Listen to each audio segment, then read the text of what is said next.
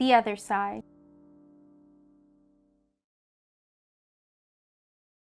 That summer, the fence that stretched through our town seemed bigger. We lived in a yellow house on one side of it. White people lived on the other. And Mama said, "Don't climb over that fence when you play." She said it wasn't safe. That summer, there was a girl who wore a pink sweater.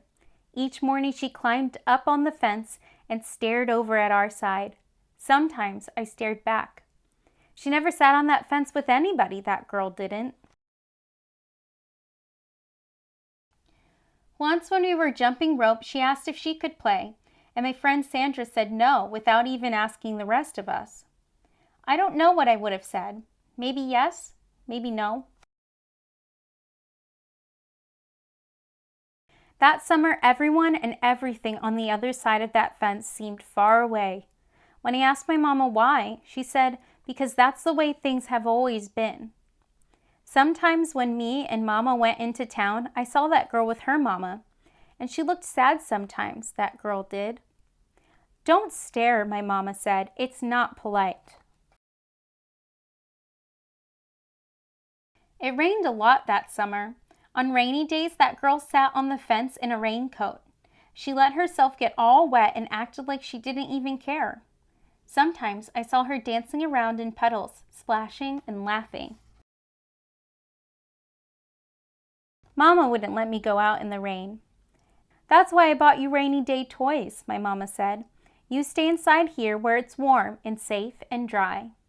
But every time it rained, I looked for that girl, and I always found her somewhere near the fence. Someplace in the middle of that summer, the rain stopped. When I walked outside, the grass was damp and the sun was already high up in the sky. And I stood there with my hands up in the air. I felt brave that day. I felt free. I got close to the fence, and that girl asked me my name. "Clover," I said. "My name's Annie," she said. "Annie Paul." "I live over yonder," she said, "by where you see the laundry. That's my blouse hanging on the line." She smiled then. She had a pretty smile. And then I smiled, and we stood there looking at each other smiling. "It's nice up on this fence," Annie said. "You can see all over." I ran my hand along the fence, reached up and touched the top of it. "A fence like this was made for sitting on," Annie said. She looked at me sideways. "My mama says I shouldn't go on the other side," I said.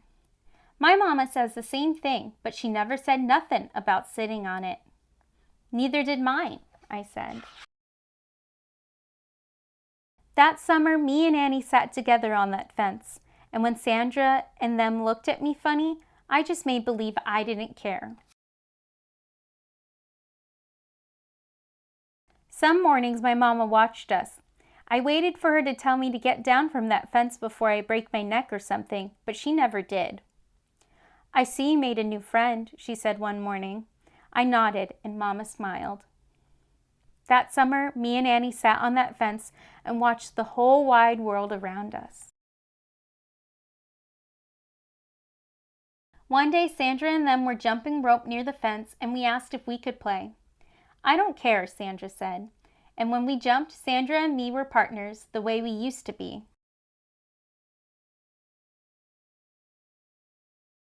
When we were too tired to jump anymore, we sat up on the fence, all of us, in a long line.